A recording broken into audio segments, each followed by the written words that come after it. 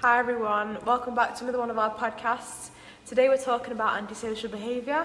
If you're not already aware, Antisocial Behaviour Awareness Week is on the 19th to 25th of July.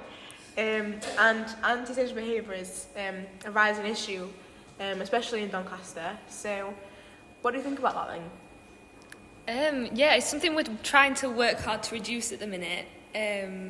We're doing a bit of a campaign with the Frenchgate Centre, and we're just hoping that it'll start to get better. I think with antisocial behaviour, one of the main causes of it is the idea that there's not really much else to do for these young people, and I think it's quite hard to reduce it because without having funding for other things. So I don't know. What do you think? How can we actually stop it occurring in the Frenchgate? I think one of the things we could do is probably look at the promotion of opportunities within Doncaster, because many young people, when you speak to them, I feel as though they always kind of say or have this recurring theme that there's nothing happening. But as we kind of know from being a young advisor, like there is a lot that happens, and maybe just the promotion of those opportunities being out there would definitely help to try and reach a wider audience in a way. There's so much going on, but I don't think anyone's aware of it. I think we need to be putting it out there that there's so much going on, because I don't think many people know about all the different opportunities that we have. I think you're right. Yeah, I think there's a lot of different projects that are happening that are designed to help young people in Doncaster be aware of what's going on around Doncaster. So not just the services available, but actually things to do around Doncaster, which we will be promoting ourselves very soon. So stay tuned for that. But I think that antisocial behaviour, for those who don't know what antisocial behaviour is, basically acting up with your friends in the Frenchgate, or vandalising things. Even we've had a few problems with just listening to security guards in the Frenchgate Centre, just respecting them really. Yeah. So I think we're all just really working on just being a bit more kinder and being more respectful to members of our community. I think one thing is as well that those who commit the antisocial behaviour acts, they probably do forget that they are impacting the security guards and the people who work in the Frenchgate in quite a significant way, and you've got to remember that they could quite easily be like a relative or something like that, and it does have a big impact with them. It might seem small to you, like committing these things, but they're going to take it home with them, and that's something which you've got to try and remember when you are out and about, just respecting the workers, really. Go on. Oh, sorry, no, I was going to say that definitely I feel as though with the security guards in particular, that it can often be quite difficult. You might see them or perceive them as quite annoying because they're trying to prevent you from doing certain things, but at the end of the day, you've just got to realise that they're trying to just protect the area, because at the end of the day, they have a job, and it's kind of about protecting the area that you're in, and that's the job of security guards. So as annoying as you might find them, they're just trying to do the best for the rest of the people in the whole surrounding itself. Yeah, if that was a member of your family, you've got to think that they'd be coming home every night and saying, it's not just that 5 minutes that you're with them that it affects them, it's the rest of their day, the rest of their week. And if that was a member of your family, you'd be frustrated at the people that were doing that to them. You've got to think about it from that other's perspective, just through their eyes.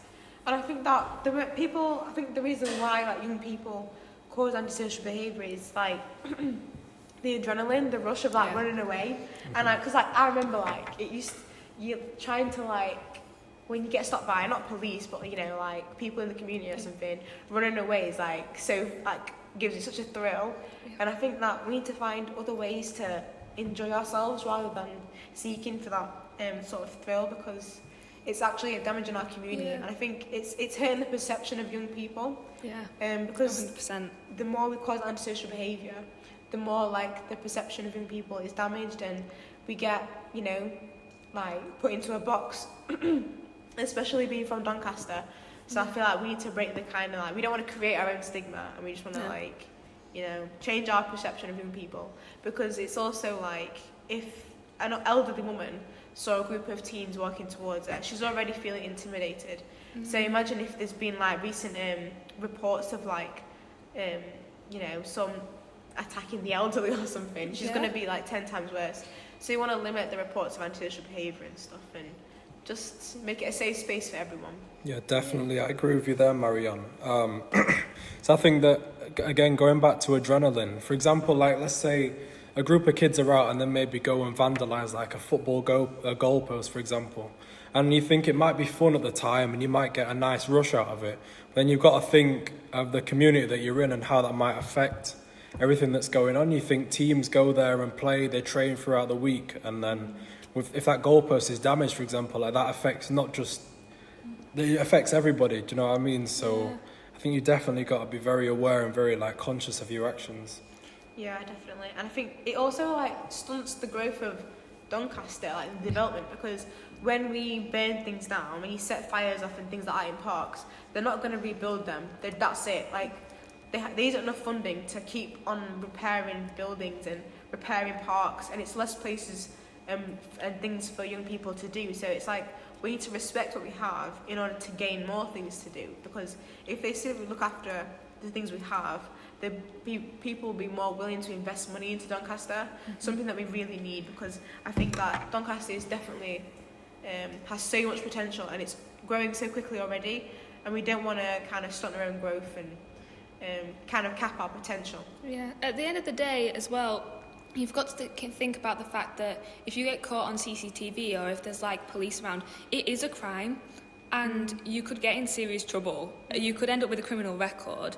Like, aside from all, if you look at it from a completely selfish point of view, not even thinking about the effects on everyone else, if you, just from your own point of view, it's a terrible reputation to have. If you're a well-known name around Frenchgate for committing antisocial behaviour, even if they haven't been able to, like, put charges against you, you'll never be able to get a job in the Frenchgate if you want a summer job when you're in college.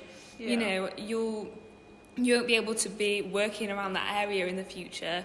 You could end up with a criminal record, which people say it all the time, but it prevents you doing so many things. I mean, like, America often won't let you in if you have a criminal record. And jobs do background checks. Any job with a background check where you're working with kids or you're working with elderly or you're looking after anyone, that's just it. That's your career, like, gone. Yeah. Even for something as simple as, like, graffiti or smashing a shop window, and then that's it, you're done. Yeah, especially if you get caught, because you know it's the worst thing to be caught out of your friendship group. If you know everyone else gets away with it and you're the one that gets caught, that's just absolutely gutting. Like it's not worth it. It really isn't worth it. Yeah. Definitely, I think it's similar to, I know it might just be something minor as well at this age, but that antisocial behaviour can turn into things such as like being involved in joint enterprise in a way. Like, you might not be the person that's actually doing the vandalism or doing the arson or anything like that, but you might be there and you might be getting in trouble yourself just through associations. I think you've got to be very conscious of the people that you're hanging out with as well, and just make sure you're surrounded by positive influences. One thing that we'd definitely like you to take away, especially if you're out there and your mates are obviously committing all these different acts, just check up on them and say bring it up, say why you shouldn't be doing it, and try and just make Doncaster a better place overall, really. Definitely. You don't want to ruin it for the rest of the people in Doncaster. It's just not fair on everyone else, and I think it's worth just making that point to your mates. It doesn't have to be a whole conversation. It could just be like, do you really need to do that? There's so many other ways to have fun, and so much going on in Doncaster.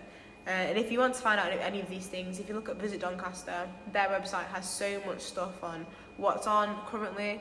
There's going to be so much stuff that we're going to be promoting over the summer, things to do. We've got trips coming up, all free of charge. Some things we have to pay for, some things are definitely free, but we'll definitely have something on offer. So it's something just to look out for, definitely on our page.